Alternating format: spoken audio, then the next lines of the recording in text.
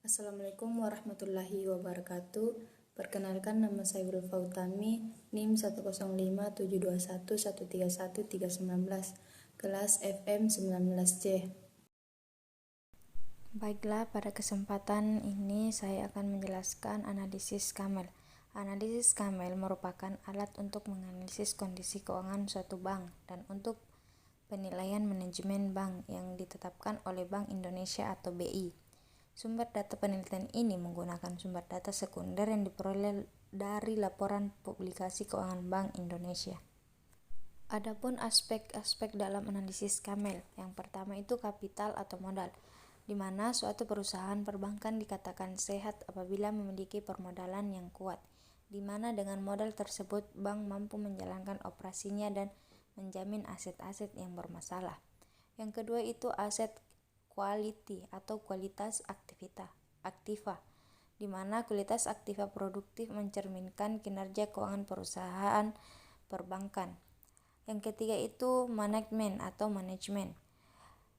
di mana penilaian tingkat kesehatan bank dari aspek manajemen sifatnya kualitatif, di mana faktor-faktor yang mempengaruhi kesehatan dan kinerja bank akan dianalisis dengan menggunakan pertanyaan seputar kegiatan manajemen yang mencangkup manajemen untuk strategi, struktur, sumber daya manusia, kepemimpinan, manajemen risiko, risiko kredit, risiko likuiditas, risiko operasional, dan lainnya.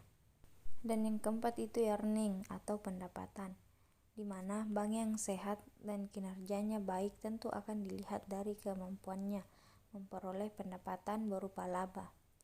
Yang kelima itu liquidity atau likuiditas, di mana aspek likuiditas berkaitan dengan kemampuan bank membayar utangnya, terutama utang jangka pendek. Adapun rumus perhitungan rasio Kamel. Dalam melakukan perhitungan rasio Kamel terdiri dari yang pertama capital adequacy ratio atau CAR.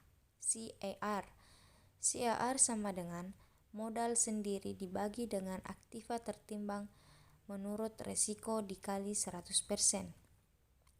Dan yang kedua itu kualitas aset, di mana KAP atau kualitas aset sama dengan aktiva produktif yang diklarifikasikan dibagi dengan total aktiva produktif dikali dengan 100%. Yang ketiga itu kualitas manajemen atau disebut dengan NPM sama dengan laba bersih dibagi dengan pendapatan operasional dikali dengan 100%.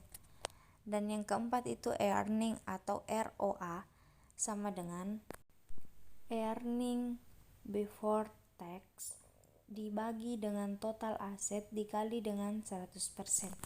Dan yang terakhir yaitu likuiditas, di mana LDR sama dengan jumlah kredit yang diberikan dibagi dengan dana pihak ketiga dikali dengan 100%. Bisa kita lihat pada tabel di atas, di mana hasil perhitungan Kamel pada PT Bank Nagari tahun 2017 sampai 2019.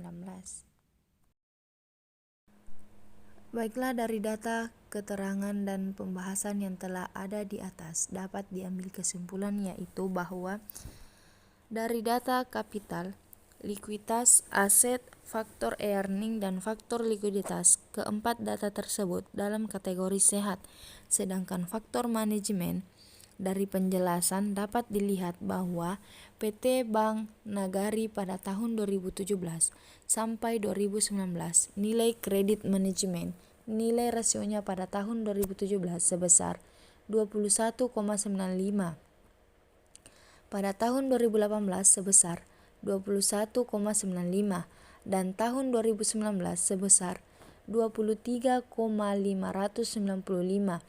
Nilai tersebut berada lebih kecil dari 51%, maka dapat dikatakan PT Bank Nagari dalam keadaan tidak sehat. Maka dapat dijelaskan bahwa dalam kurun waktu tahun 2017 sampai 2019 PT Bank Nagari tidak dapat memperoleh laba dengan maksimal. Dengan memanfaatkan pendapatan operasionalnya, hal ini disebabkan tingginya beban operasional sehingga laba yang diperoleh cenderung kecil. Terima kasih, sekian dari saya. Billahi fisabilillah, fastabiqul khairat. Wassalamualaikum warahmatullahi wabarakatuh.